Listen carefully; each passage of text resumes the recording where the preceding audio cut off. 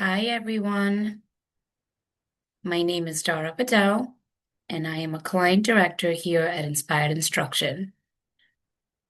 Thank you so much for joining today. I'm really excited to spend some time with you today, focusing on student engagement. So, our webinar for today is Student Engagement That Works: Strategies for Immediate Impact. Today is going to be very practical. My goal here today is that you walk away with strategies that you can share with your teachers immediately, along with some clear ways you as a leader can support this work across the classrooms in your school, like building level or district level.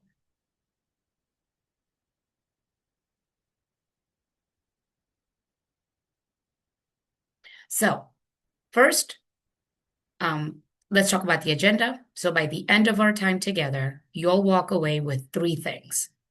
First, a clear understanding of what real engagement actually looks like in the classroom. Second, ready to use strategies that you can share with your teachers directly, immediately. And third, some leadership moves to help ensure this isn't just happening in pockets, but across your school or your district. And just so you know, when you see this little picture, this little handout picture on any of the screens, just note that there will be a resource that will be shared at the end of this webinar. That's a little cue for you that a resource is going to be shared. Okay, so just a little visual cue, and I will be walking through each of the resources as we go through the webinar. Okay, let's move on. So let's talk about what really is engagement, right? So we have a clear understanding, a shared understanding of what engagement is. So in most schools, if you walk from classroom to classroom, engagement looks very different, right? In one room, students are actively discussing and thinking, right? While in another classroom, they might just be working quietly and completing their work. And I'm sure you would agree with me, right? That the challenge isn't that the engagement isn't happening, right? But it's more so that it's not consistent. And oftentimes, what we hear from school leaders in our conversations is that what we're seeing is really compliance from the students.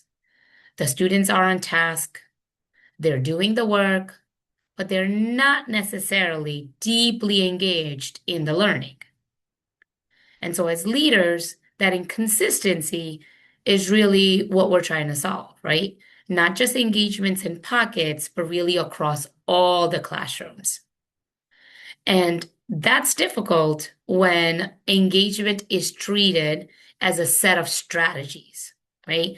Because we know one-off strategies are not going to stick.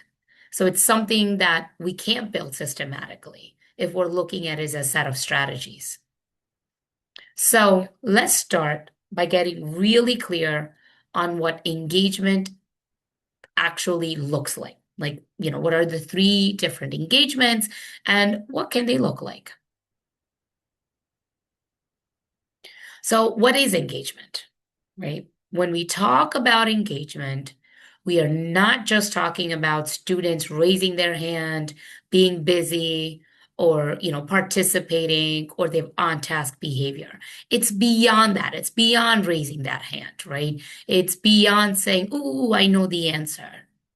Engagement is really about how students are interacting with the learning, meaning how are they thinking, how they're feeling, and how are they acting or participating during their learning. So it's possible for students to be compliant, right, without being engaged. And that distinction is really important.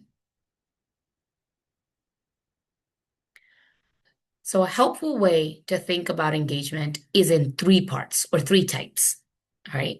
So the first one we'll say is the behavioral engagement, right? That's that visible participation. What are they doing visibly in the classrooms?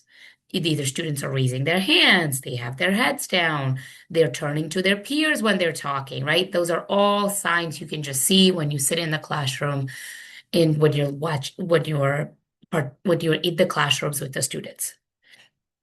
The next type of engagement is that emotional engagement, right? That's that sense of belonging in the classroom, the emotional reaction that the students have to their peers, right? So you might say to yourself, are they interested? Are they connected? Are they invested? And you see this from their emotional reaction, right? And then the third type is the cognitive engagement. That's when you're thinking, are the students actually thinking deeply? And the way you would assess that, or the way you would see if they are, is if by the types of questions that they're asking, right? Or the types of conversations that they are engaging in. And you would right away know whether or not was this a surface level response, or was this really where they're really involved in this, and therefore they're asking all these deeper and deeper questions, right? When all three are present, the cognitive, the emotional, and the behavioral, that's when we see the real engagement happening. So, what does this actually look like in practice? You'll see students explaining their thinking, not just giving answers, right? But they're explaining their thinking. You will hear students asking lots of questions. You'll see students talking, right? Writing, doing the work of the learning, right? So you will see productive struggle where students aren't just giving up, right? They are trying, and when something doesn't work, they try again. You'll also see that they're building on each other's ideas through peer discussion, right? This is that idea that the teacher kind of becomes that guide on the side, and the students are taking ownership of their learning, right? So I'd like to share a tool with you it's a very simple tool, but could be really helpful as you're doing your walkthroughs. Something you can even share with your teachers after you've done with your walkthroughs so they can see what are some things you are seeing, right, as you're going into their classrooms. So let's take a look at that. So here's a student engagement look force tool that you can use during your walkthroughs or classroom visits to identify evidence of that authentic student engagement, and this way provide that consistent support for instructional practices across the classrooms, right? So here, and it's been broken down into three. All right. And think of this as a starting point. Okay. You can always add more to this. You can always add more to cognitive engagement. You can always add more to this emotional engagement. You can always add more to behavioral engagement. So think of this as a starting point to help you get started as you're doing your walkthroughs, right? So as we said, for the cognitive engagement, you would see things like students are explaining how or why they arrived at an answer. You would see students using evidence or example to support their thinking when they're doing independent work. Students would be engaging in problem solving analysis or discussion tasks. And you, as an administrator, as you are doing these walkthroughs, all you're simply doing is you're saying, yes, we're seeing this. Yeah, we're seeing it sometimes, or we're not seeing it just yet, right? And this would be a really nice tool for you to use because it can give you a broad understanding of where your teachers are, right? When it comes to the three levels of engagement. And remember, this tool isn't about evaluation. It's about creating a shared understanding of what engagement looks like. So this way you can support your teachers the most efficient way, right? So again, you can share this tool with your teachers. You can even take this tool and modify it, right? Meaning give your teachers one or two examples and then work with your staff to fill in what else is a cognitive engagement looks like, right? Because similar to students, when teachers take an active participation in their learning, something that they're going to be using the next day, if they take an active participation in it, there's going to be a higher accountability. So exactly what we're expecting from our students, right? We want to do the same thing for our teachers. So using this as a starting point, and then you're adding to it, you're modifying it, but you will have a starting place. And we highly encourage that any tools that you use when you're doing your walkthroughs to provide your teachers any type of guidance, do share them with your teachers, especially if we pride about it's not a catching moment, right? It's about how can we support you. And the best way to support you is to give them the tools that you are using so then they have an idea of what is it that you're looking for, right? So feel free to share this with your teachers as you are doing your walkthroughs so they feel that support as you're in their classrooms and also later on when you're having discussion about student engagement with them, right? So let's move on.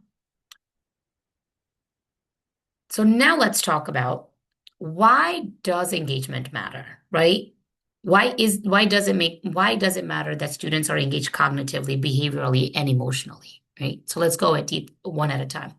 So when students are thinking deeply and taking ownership, what that means is when they are thinking deeply, they aren't just answering questions, they're reasoning, they are reflecting, and in turn, they're taking responsibility of their own learning, right? When it comes to that higher academic growth, research shows that engaged students retain and apply knowledge more effectively, which directly boosts the learning outcomes, right?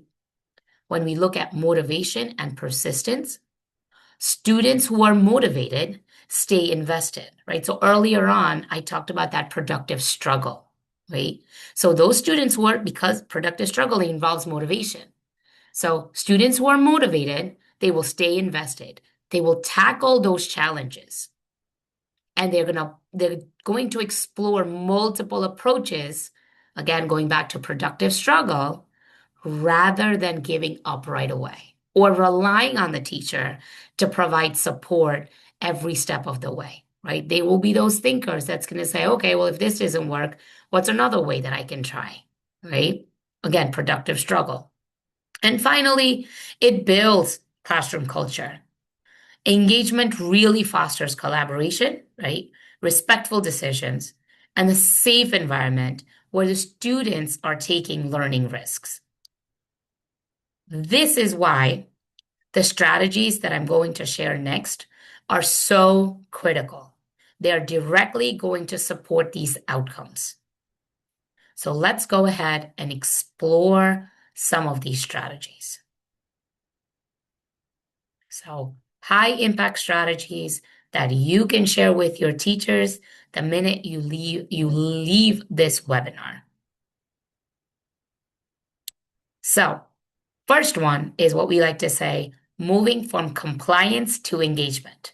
So if you remember earlier in the webinar, I mentioned, right, that oftentimes what we see is compliance and we want to shift it from compliance to engagement. So small wordings can make a drastic shift in the student mindset from compliance to ownership. Okay. So we want to reframe the instruction into invitations or challenges because really what they do is it encourages critical thinking, curiosity, and choice. Right. So let's look at some of these examples that are on the slide deck right now. And then I'm going to share this compliance to engagement tool that you can then share with your teachers immediately for implementation, right? So an example would be rather than the teacher saying, I expect you to try saying, your next challenge is, right? Because it takes away that expectation, like, I need you to do this. It's rather, here's your next challenge. And right away, this is going to spark curiosity because the students are hearing the word challenge, right? Rather than saying, answer these questions, which is more of like compliance, try choose two questions to explore and explain your thinking. Again, you're giving them a choice, a voice and a choice. Rather than saying, here are three things you need to do, try, here are three things to try next. And finally, I posted your homework. Two, you have several choices for homework, right? So again, the idea is we are giving students more choices. We're encouraging them from going from complying, right? The compliance piece, that just do what I'm asking you to do, to take ownership. Choose what you want to do. Take ownership of what you are choosing to do. So let's take a look at this compliance to engagement tool. And again, similar to the last tool, consider this a starting point, okay? I'm giving you compliance to engagement strategies that could be applicable in any classroom, regardless of the content, okay? You may just change up some of these words because, you may not say solve these 10 problems in an ELA classroom or social studies classroom, but you might in math, right? So here's an example for math. Solve these 10 problems. Sounds more like comply with what I'm asking you to do. To pick three problems that challenge you the most and explain your thinking. Again, you're giving them a voice and choice. Here's another one that you might use in a science, because there are a lot of formulas in science, right? Memorize the formulas. Instead of doing that, you can ask your students, use the formula to solve a real world problem and explain your reasoning, right? Here's another one for science. Complete the lab worksheet.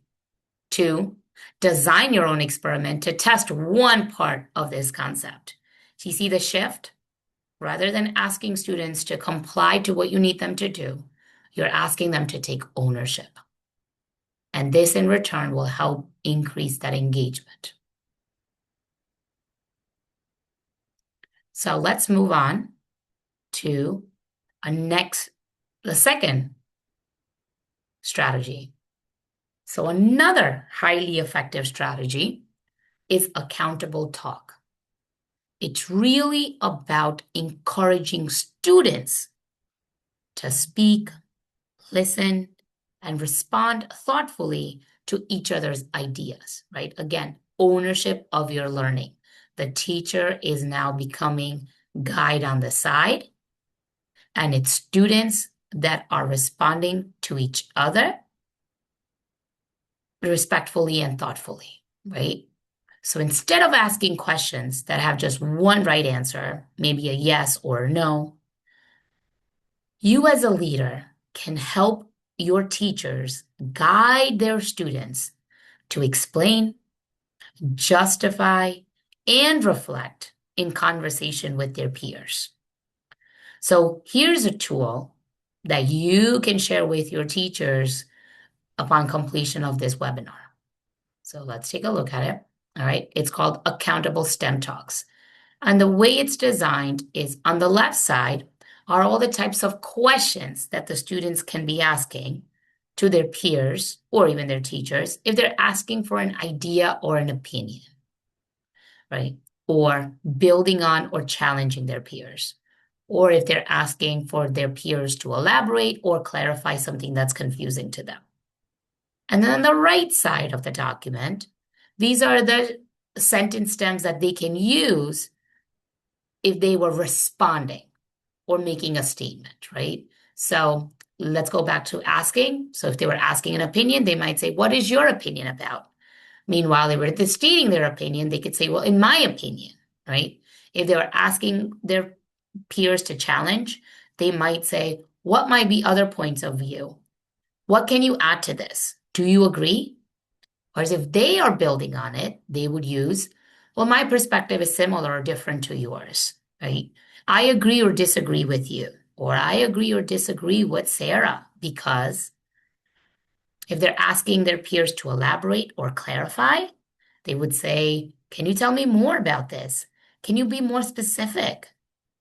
If they are the ones that are being asked to elaborate or clarify, right, they might say, well, what I mean is, I guess another way to say this is, an analogy would be, right? So the idea is this shifts the classroom from a place where students only respond to the teachers to a place where they're actively reasoning with each other, right? And the best part, this is a simple, easy shift that can be implemented immediately in any classroom and across all content areas, right? You can use this accountable set talk stems in a math classroom. You can use this in an ELA. You can use it in a physical education classroom. You can use this in an art classroom. And again, think of this as a starting point. So teachers, you as leaders, are more than welcome to modify this in any shape and form. You can modify this during your PLC meetings. This is something you can give to your teachers during staff meeting and say, what part of this do we like? How can we expand on this?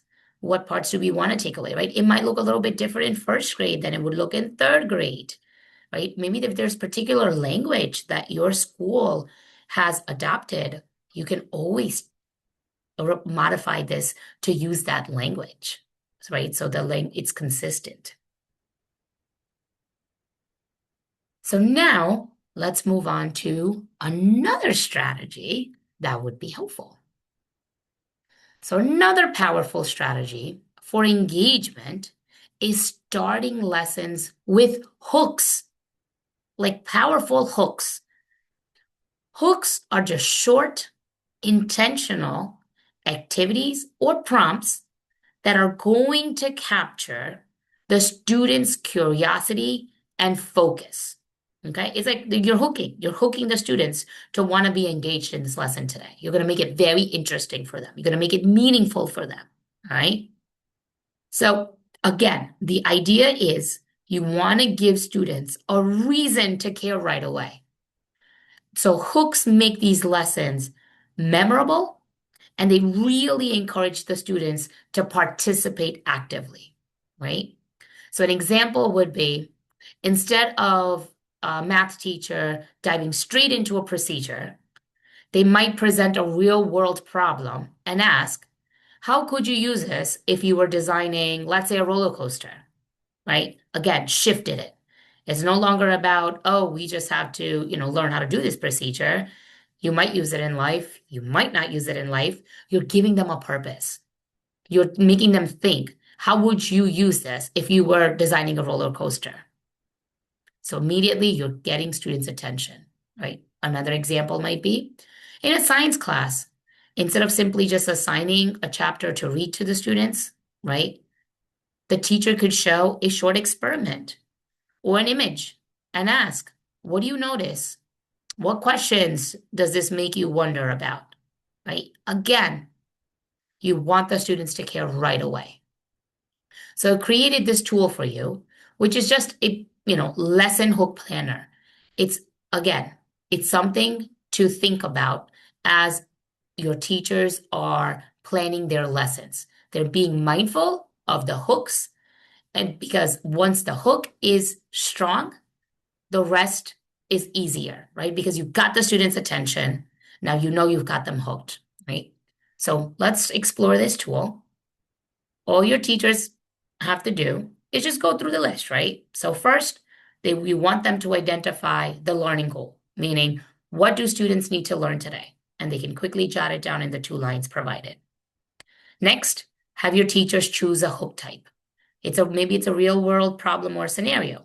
Maybe it's a picture, or it's a visual, it's a short video, YouTube video, right? Maybe it's a mini experiment or some sort of a demo that the teacher's going to do. Maybe it's a short story or an anecdote. Maybe it's just a simple thought-provoking question. So The teacher just has to pick which hook type. Again, they can add on to this hook type, right? Now plan the hook activity. Again, this is very short, 1 to 3 minutes max.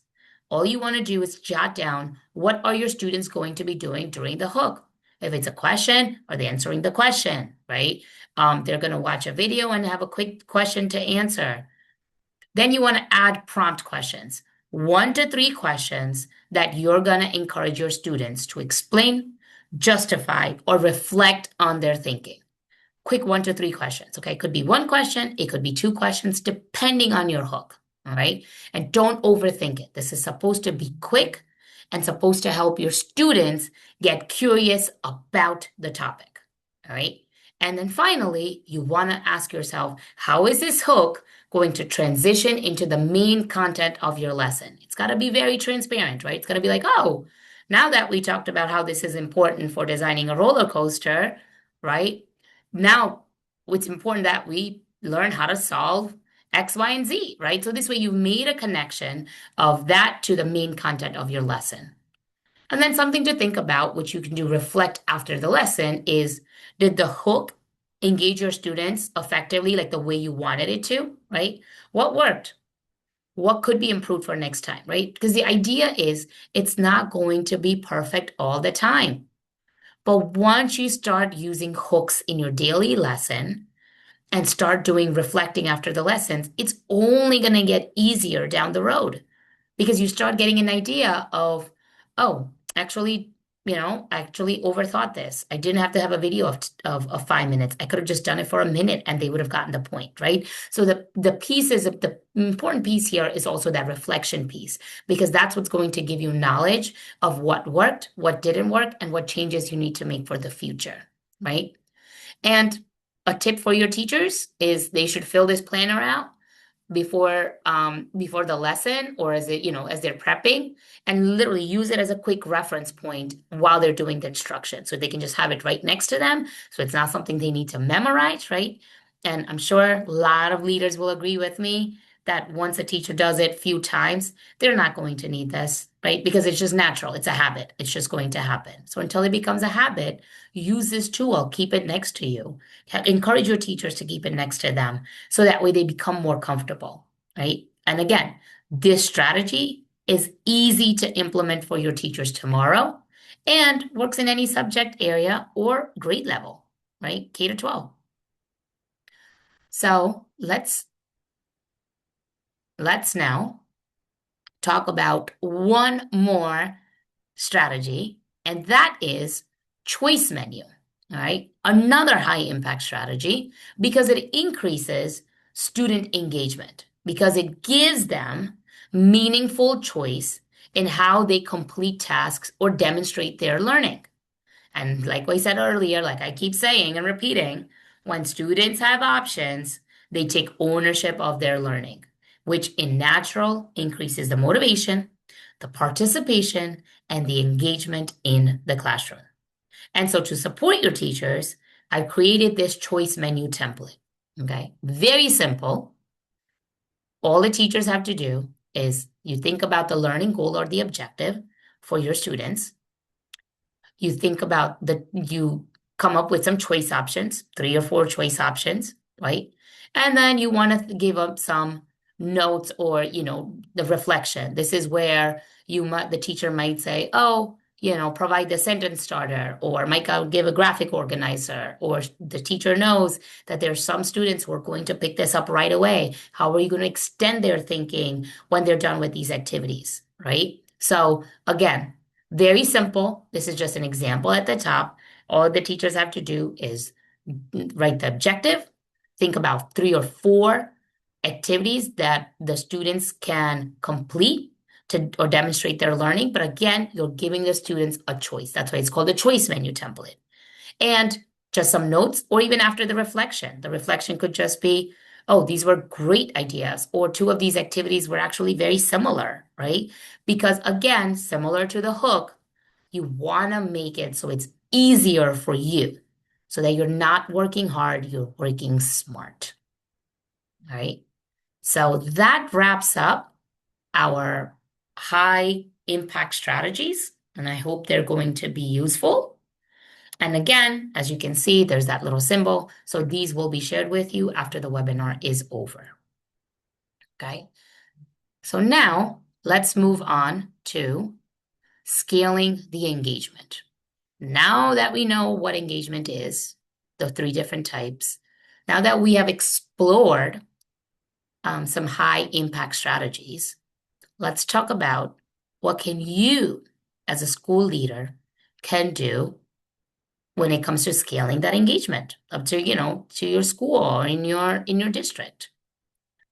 So in order for you to scale this engagement successfully, right, you want to make sure that the strategies are supported and reinforced consistently, right?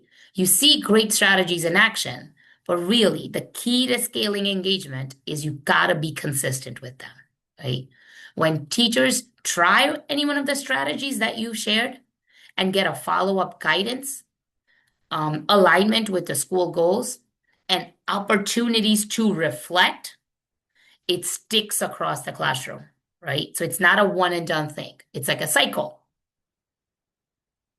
Anytime there's a one-off professional development learning, it's a good start, but the real impact is going to come from ongoing support, right? You got to keep revisiting it through collaboration, right? Through intentional coaching, right? It can't just be, oh, here are your strategies. Good luck. It has to be, let's come back. What's working? What's not working? Where do you need more support, right? Because as leaders, your role is to create the structures that allow these strategies to become part of everyday practice, right? Like I said, when the teachers do it every day, it's now just going to become a habit. And it's not just a one-off event, right? It's not like a show-off, like, oh, now that principal's coming into my classroom, I'm going to do this. No, this is something that the teachers it's an everyday practice. It's part of their daily instruction. It's part of their routine, right? And when it's part of the routine, what you see is the consistency with the teacher engagement as well as student engagement, right? So leadership move that matter, right? So you could say, well, what can you do, right? So first thing is first, you want to clearly define what engagement looks like. Even if you think, hey, everybody should know what engagement looks like, it is really important that you define it with your teachers. Because again, similar to this webinar, right? I shared what engagement looks like because I want us to have a shared understanding. Similarly, you need to have that shared understanding with your teachers. Second, you want to align your walkthroughs and feedback to those expectations of what engagement looks like, right? It has to match. If this is a conversation we had when I'm doing those walkthroughs, this is what we're looking for. This is what we want to see. So again, like I said earlier, share the resources you are going to be using during walkthroughs with your teachers early on, because again, it's about providing support, not a catch you moment, right?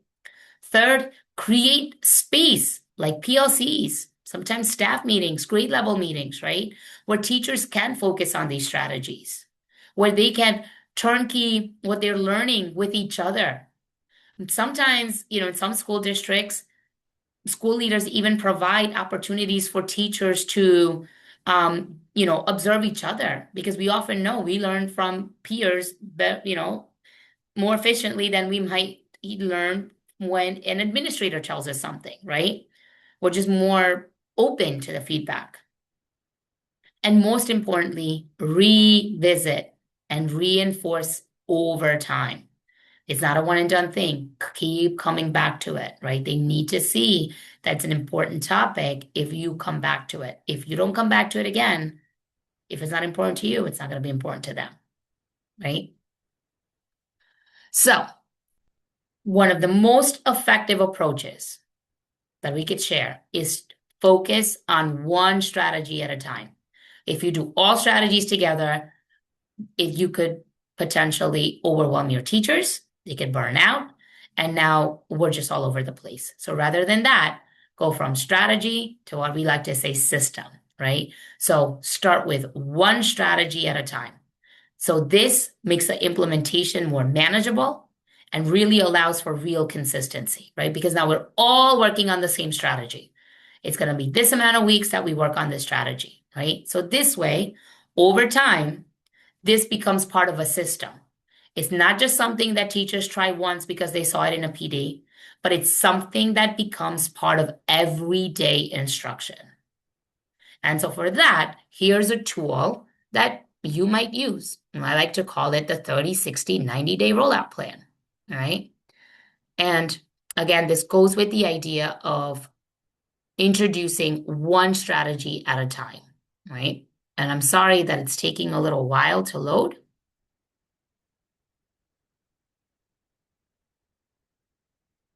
I'm not so sure why. Oh, here it is. So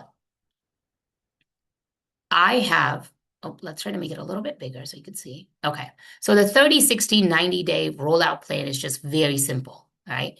Phase one is the first 30 days, okay? And what you're doing is you want to introduce that one strategy, set those expectations, and begin your, observations or the classroom walkthroughs, right? So the actions you are taking as an administrator, as a leader, is you're launching this one strategy, sharing the resources with the teachers. And again, the important piece is you're communicating those expectations with your teachers. Do not assume that they're just no. Make it very clear. You go into the classrooms, you do walkthroughs or observations, and you note some initial implementation. What's working? What's not working? And then you want to provide support and guidance as teachers try this one strategy. Okay. So you're asking yourself, are teachers trying this strategy in their classrooms? What early successes or challenges are emerging? Look for some trends and patterns of what are you noticing. All right. Phase two is you want to model and support. So that's the next 30 days where you want to deepen practice and you want to provide modeling and support for that same strategy. Okay, we're still on strategy number one. You model the strategy in the classrooms or team meetings.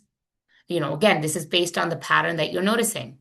You're offering coaching and feedback to teachers, right? You're encouraging teacher collaboration and discussion of those best practices.